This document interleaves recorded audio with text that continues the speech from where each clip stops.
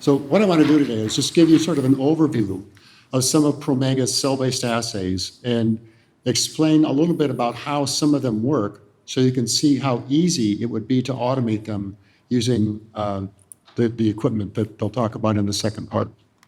So an outline of what I want to talk about today is a little bit about what causes variability in cell-based assays and how some of that can be corrected by using automation. And I'll point out some of the sort of a subset of the portfolio of Promega's cell-based assays. And I think all of the ones that I'll talk about today are homogeneous, which means that you can simply add reagent to the well, so add, mix, and read.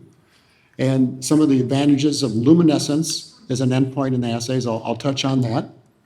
And also mention some newly developed methods that we call real time. So it enables you to collect kinetic data over time, which is a valuable thing to have, especially during assay development when you're trying to find out like when cells die over a period of days. And I'll also talk about multiplexing. And one of the examples I'll show you, or two examples I'll show today, is one that uses the ATP assay, which is the cell titer glow assay. Some people may have heard of that. And also briefly touch about the ADCC assay, which will be covered in more detail in the second part of the presentation. So most of the variability in cell-based assays is a result of the cells themselves and the recent history in cell culture. There are some publications, some that we did, that show depending on how the cells were treated prior to setting up an assay can make a big difference in the responsiveness of cells. Some of the things that people ask about is, we see variability, it's got to be the reagent's fault. In general, that's not the case. It's easy to account for variability batch to batch in reagents by developing QC assays and having the appropriate positive and negative controls. Some of the undefined components of cell-based assays, like the serum, or if we're using Matrigel, can cause more problems. But the pipetting errors can also be corrected by doing certain quality control assays. But in general, by using automation, you're going to be much better off than trying to pipette manually. And the last point on here, if you understand the source of variability, it's going to be much easier to correct. And that hopefully should be obvious. So we have a large portfolio of cell-based assays, assays to measure live cells, dead cells, apoptotic cells, different metabolite levels like glucose, glutamine, a number of inflammation markers. And we have a wide variety of assays. And I didn't put the names of the assays on here because sometimes they can be confusing. Many people know what the cell titer glow assay is, or the CTG, as we hear it referred to a lot. But I'll point out how some of these things work. As I already mentioned, most of these assays are homogeneous, meaning you simply add something to the well, generally mix it up, and record the data. So there's no wash steps, and that's really the definition of homogeneous, simply adding things to the well without removing stuff. So the only reagent addition, and I have in parentheses S here, or additions, sometimes you can add more than one reagent to accomplish multiplexing, so you can get more than one endpoint. Or you can actually use that to do an orthogonal assay, basically using different chemistries to get the same endpoint. Or in the an example I'll show you is measuring like live cells and dead cells simultaneously in the same well. So that there's an advantage of doing that. The first one I'll describe is the ATP assay, or the cell titer glow assay. In general, the concept here is that when cells die, the ATP disappears. All the enzymes use up the ATP that's there, and the cells lose the ability to synthesize more ATP. So if you can measure ATP, you'll get some value for the viable cell number. The reagents to measure ATP contain, it's a lysis solution that says that's a strong detergent to immediately kill the cells or lyse the cells when you add the reagent. And you see there's also ATPase inhibitors. That's to stabilize the ATP once it's released from the live cells into the culture medium. And also luciferin and luciferase are components of the reagent, and that basically enables you to generate a light signal proportional to the number of live cells. I'm going to stop and point out some of the advantages of using luminescence as an endpoint. The main advantage is detection sensitivity. And the reason for that is because there's very low luminescence background. Unlike a fluorescence assay, there's a lot of fluorescence in cells themselves and other reagents you may add, but that's not a problem with luminescence. There's not generally spontaneous light coming out of cells. So you have very low background. And what that enables you to do is develop an assay that has a long linear range of response. I mentioned real-time kinetic assays. We have a couple of assays, or actually 3 or 4 assays, that we call real-time. And what they enable you to do is add a reagent once and then record data over a period of days to see if the cells are alive or dead. And I'll describe a couple of those as I go through here. I don't have time to go through all of them, but if you want more information about things like the real-time apoptosis assay, you can stop by Promega's booth and there's additional information there.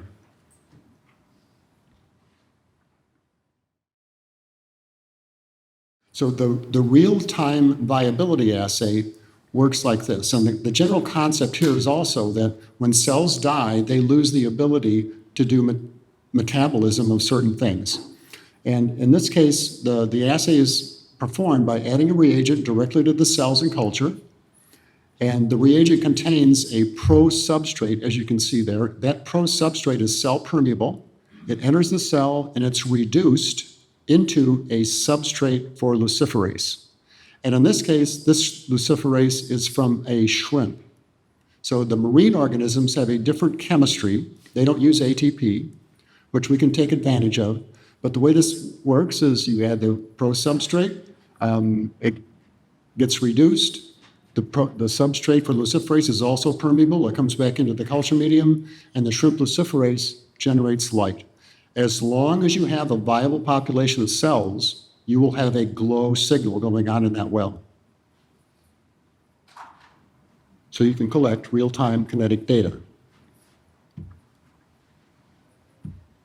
This is an example of a 3-day experiment where we did a dose response of a model toxin. In this case, it's thapsigargan that was added to A549 cells.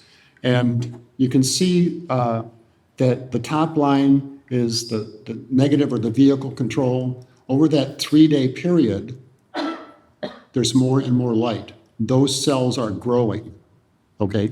And in the bottom, you can see that you get less luminescence over that 3-day period. Those cells, that were treated with the highest concentration of toxin, they're dying over time. So it's valuable to know what's going on during your 3-day experiment if you're doing something like a cytotoxicity assay. Because if you take the measurement at the wrong time, you may miss something very interesting. Another homogeneous assay, in this case to measure dead cells, is by using a non-permeable DNA binding dye. And in this case, the dye cannot enter live cells, and it only enters cells that have lost membrane integrity. So you get a green fluorescent signal because this is a DNA binding dye. It's a little bit different than ethidium homodimer or propydium iodide, which are intercalators. This is actually a minor group binder. It may have something to do with the lack of cytotoxicity, but in general, this dye does not functionally label live cells.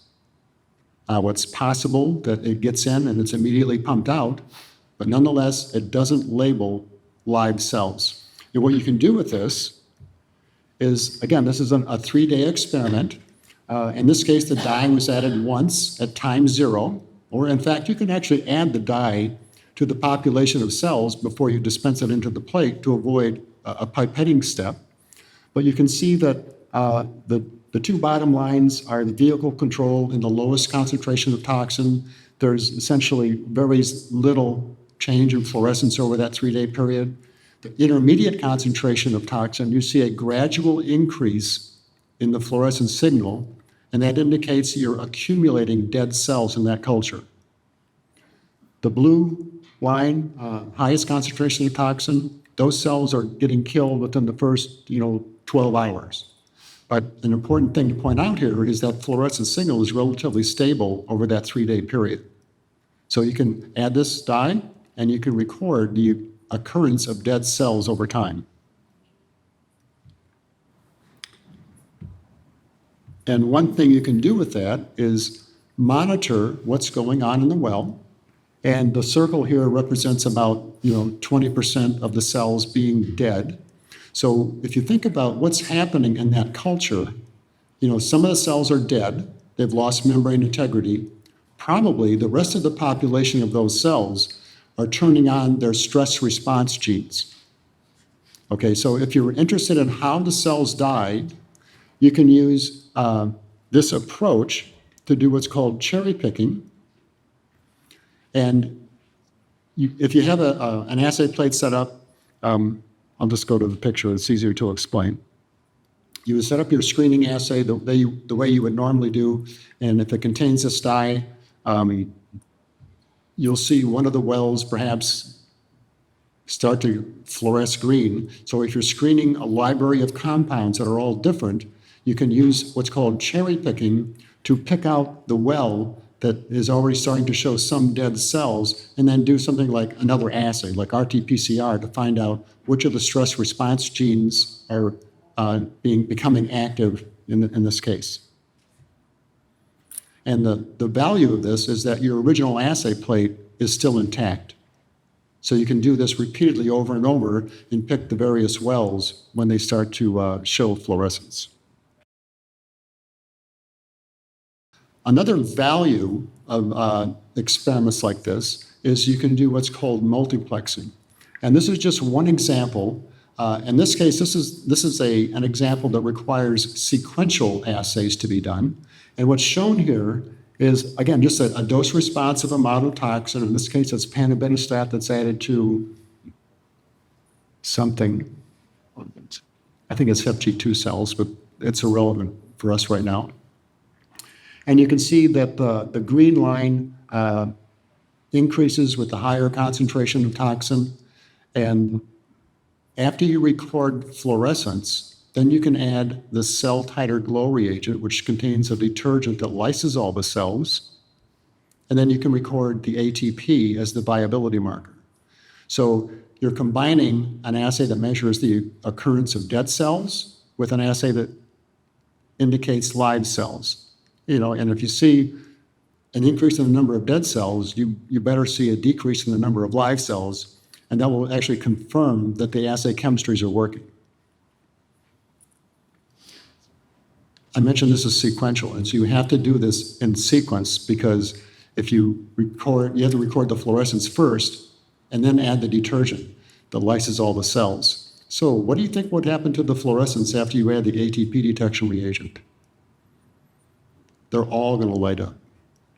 So you can actually record fluorescence to find out how many dead cells are there, add the ATP detection reagent, record luminescence for the cell titer glow signal, and because the cell titer glow reagent has detergent, all of the cells would have been lysed, and you should see a constant fluorescent value depending on how many cells are there to measure total cell number. So you can get dead cell number, live cell number, and total cell number from the same well.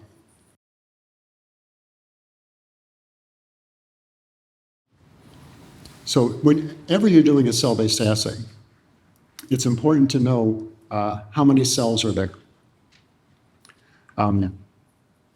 You can sometimes have dispensing errors, and by using these things like the DNA binding dye, you can use that value to correct for things like, if your tip got clogged up when you're dispensing, or if the cells are growing during the culture period, or if some cells are dying. You can use these reagents and combinations to detect those types of potential artifacts that are going on. But by knowing the number of cells at the beginning, middle, and end of the experiment is extremely valuable, especially during assay development. So you can understand whether or not the cells are proliferating or dying during the course of the experiment. And you can use some of these, like the fluorescent marker, for instance, to normalize the data to cell number. And of course, identify pipetting errors, because people make errors, but in general, the automated instruments do not. I won't go over this, but this is, I think, going to be covered in a little more detail by Anna later. And this is an example of an ADCC assay. So it's antibody-dependent cell-mediated cytotoxicity. And we put this in here because this is an example of an assay that actually requires multiple pipetting steps.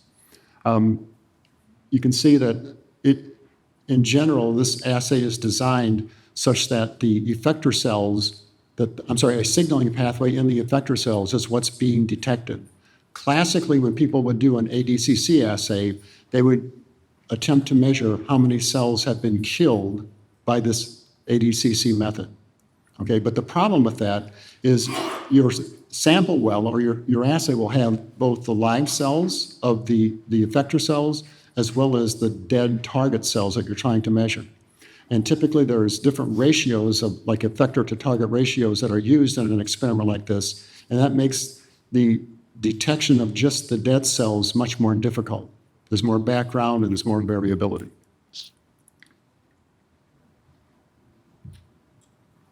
So again, that was just a general introduction to the cell-based assays available by Promega. And just remember that these assays, especially the ones that are homogeneous, are very easy to automate. In most cases, it's add, mix, and measure. Also keep in mind the value of multiplexing orthogonal assays that can serve as an internal control. Very valuable, especially during assay development. And the real-time kinetic assays provide an advantage over things like an endpoint assay like the ATP assay if you're trying to find out what's going on during the course of the experiment or in your individual assay wells. So that was my brief introduction to Promega's assays. And I guess Anna will go next. And I think we can hold questions till the end, if that's okay. So I'm Anne from Analytik Jena. We're producing liquid handling devices and also automating larger systems. And we have a very good relationship with Promega and developing assays together with them. And we bring the tech support for the devices, and Promega really brings all the expertise to the table when it comes to these assays. So what you get is basically something that's optimized for the chemistry as well as the hardware.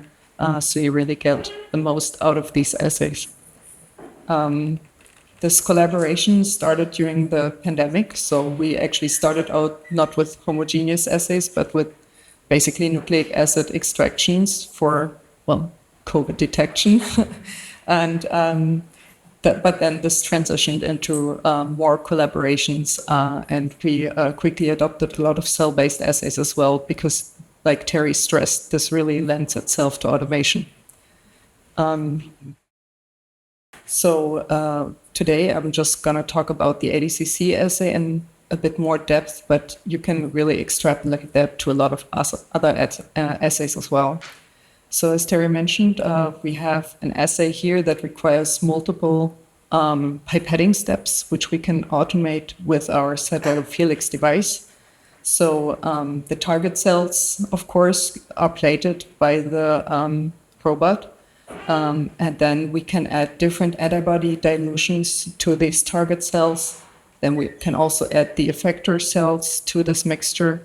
And then you get a really nice, homogeneous, reproducible result for your pipetting. And then you can continue the same as with the manual method by adding the BioGlow reagent and reading out the luminescence. And I'm gonna go through the different steps of what you as a user need to do, and also what we provided as a service to actually give you the best product here. So first of all, let me introduce the FeliX to you. So we have this very tiny, compared to a lot of the competitors, liquid handlers, because we have this very nice deck design where we use 2 levels. So we're working on a bottom deck that has 6 positions. And above that, you can see in the little animation, we have 2 separate top decks with 3 positions each. These can open up to allow the pipetting head to access the lower deck as well. So we have full use of 12 deck positions on a very, very small footprint. And on those deck positions, we can place a variety of accessories. I will showcase those a little bit later. But this really gives us a lot of room on this very small footprint to work with. So when you want to set up this assay, there are basically just 3 steps that you need to prepare manually beforehand, and after that, the FeliX takes over. So the first step is taking out or preparing the antibodies. So of course, you have to take the antibodies from the kit, you transfer them to a 96 well plate, and you also add the assay buffer to a reservoir. This is basically all you need to do manually, and then we have a software guiding you through the setup of the protocol, and you can choose the number of assay plates that you want to set up with those reagents. This is just an example. So here in this assay, we prepared the setup for up to 3 assay plates, depending on your needs. This can always also be scaled up, of course. And then you have a free choice of the full dilution that you want for your different antibodies. Then after you've made your choice of the number of assay plates and the antibody dilutions, you can place the buffer as well as the antibody plate in the device. And that concludes step 1. The assay plates. And then you prepare the cells. The assay kit works with thaw and use cells. So you just thaw your vials of cells that come with the assay and put them with the assay buffer in a reservoir and just place this in the device as well. That was it basically for reagent setup. And now we need some hardware for the FeliX to be able to work with this. So we have so-called liquid handling adapters here, 1 8-channel adapter for the serial dilutions of the antibodies, and a 12-channel adapter to transfer those cells from the reservoir to the assay plates. And then, of course, we also need some pipetting tips, and you also place a waste box on the deck so that used tips can be discarded. And that basically concludes the setup. And after that, you can go and have a coffee, and the FeliX will prepare your cells for you. So at first, it's going to dilute the antibodies using the buffer from the reservoir and the stock solutions of the antibodies. Then it's going to go in and resuspend the cells in the reservoir so that you get a really homogeneous cell solution, and dispenses those cells to the inner wells of the assay plate, or assay plates, depending on the number of assays that you want to set up.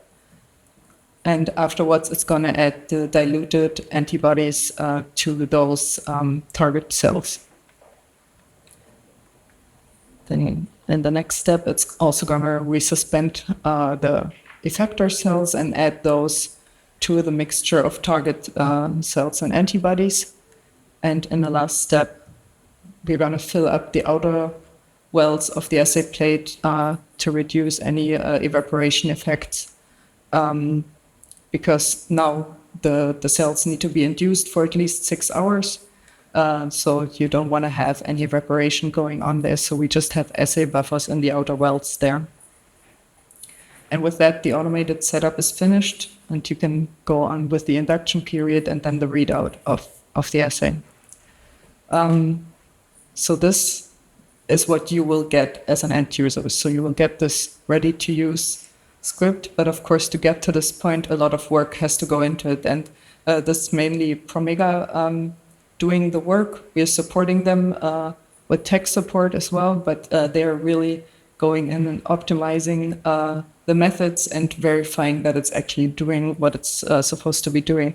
So just to showcase the benefits that you're getting here, I want to just highlight all the steps that go into such an assay development, because Terry said it's easy to automate those assays. That's true, because it's just adding stuff and reading it out.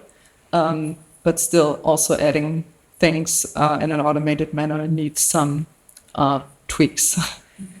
So the ADCC assay is actually built on a cell titer glow assay that was previously automated by Promega, which has a very similar setup. So I will show the optimization that went into that assay, which was then transferred to the ADCC assay. After that, the ADCC assay was verified for the linearity of the serial dilutions that were done, and also the homogeneity of the cell seeding.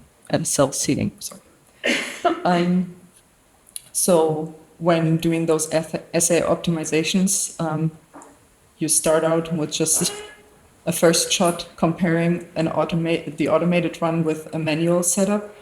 And what you get is usually something like that the automated run is doing fairly well, but it needs some optimization.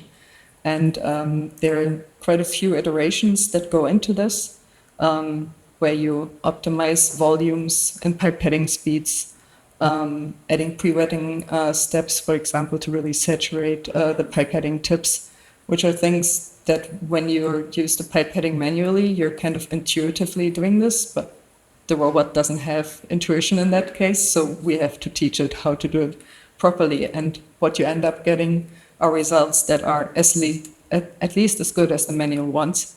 But of course, the manual ones, you need a good day to get a really good result. You can have a bad day. The robot won't have a bad day. So once you've adjusted all those parameters, and once you get this optimization, past this optimization point, you really reap the benefits of that, because every single time you do the run, you have the optimized pipetting. So once these parameters were in place, the next step was the verification of the linearity of the dilution steps for the antibodies. In this case, this was done just using ATP and the cell titer glow reagent to test if those pipetting steps lead to a linearity across several orders of magnitude, actually, of concentrations.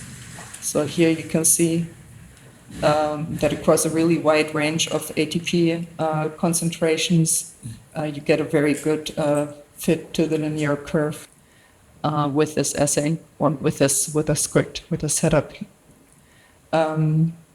And then, of course, I mentioned before that at the beginning you can also choose, okay, how many fold do you want to dilute your antibodies? And so, of course, we also had to check, does the fold dilution that you choose actually translate to the values that we read out in the end? And here you can just see an exemplary data set for the threefold dilution. And you can see that the average signal from one step to the next is recorded, and then the fold change to the previous step is calculated. And this ranges around 3, so sometimes it's a bit higher, sometimes a bit lower, but on average we get to a 3.09 average fold for the threefold dilution. The same was done also for the 2.5 and 4.4 fold dilution. And for all of them, you get less than 10% difference between the average and the expected fold. Now, the most critical step actually in those cell-based assays is that you have the cells distributed homogeneously in each well. You don't want to have some wells to have a different number of cells than another. You want to have them comparable, of course. So to confirm this, viable cells were plated using the script, and then cell titer glow assay reagent was added. And you can see that we have CVs far below 5% across the wells of one assay plate. So with all of this in place, this optimized ADCC assay really lends itself to addressing all the pain points that come with an ADCC assay. So as Terry mentioned, there's high variability and poor reproducibility sometimes when you use assays with primary cell lines, for example. So some of this variability is already addressed just by how the assays are set up, because using a cell line stably expressing the reporter is already going to have a lot less variability than primary cells. But when you add to this that you also do the pipetting in an automated manner, you have guaranteed high precision and accuracy between runs and within one run. You have a prepared script with all the pipetting steps set in place, so you don't have inter-run variability from the pipetting point of view. And you have very easy setup of the instrument that you're guided through by the software, so it's very accessible even to untrained personnel, and much less error prone. So that being said, I just wanted to mention some of the other assays that have been automated in working together with Promega. So like I mentioned before, there are some cell-based assays, quite a few nucleic acid applications like extraction, but also purification and size selection steps, for example, for NGS workflows. And we have a lot of experience with very diverse sample matrices as well.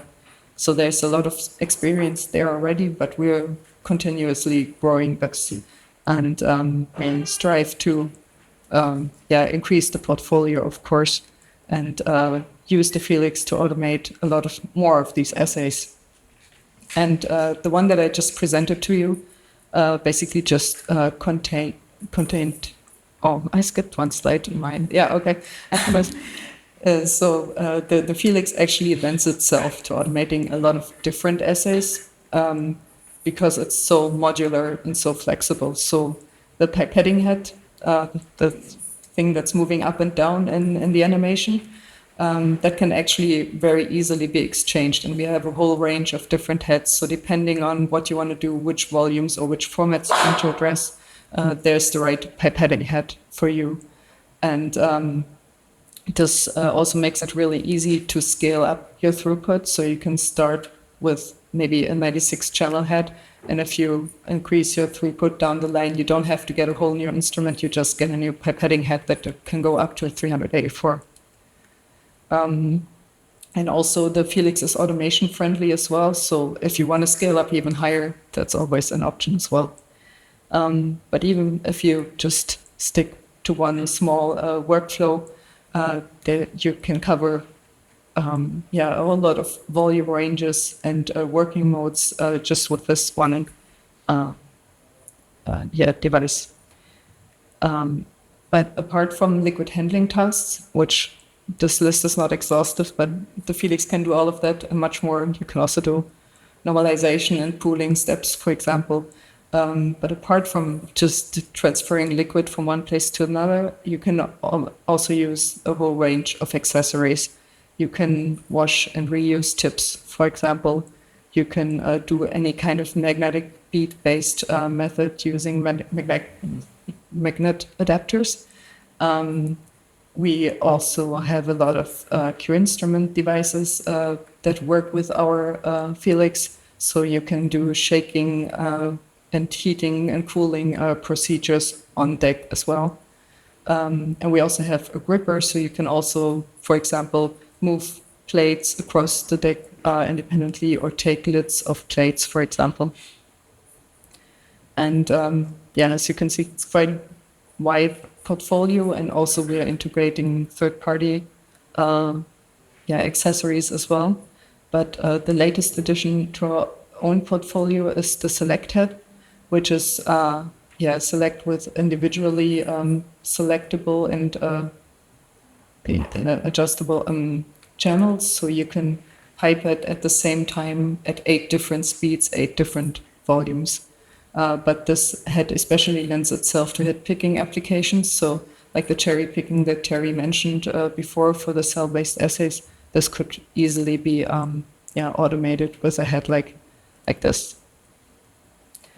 So just in general, to wrap this up, of course, automation has a lot of benefits, not only improving accuracy and reproducibility, but you also reduce costs. You save material, you save time, you can save personnel cost. So there's a lot of benefits to this. And then also it is, you have heightened safety, not only in regards to yourself or the operator of the instrument, who don't have to interact directly with infectious samples, for example, but also the cross-contaminations within the samples. The risk is greatly reduced by using automation. So if you're interested in finding out more about the assays that have been automated, you're very welcome to stop by our or Promega's booth to find out more about the assays or about the automation. But of course, if you have questions right now, feel free to step up and ask, and we'll try to answer. Thank you.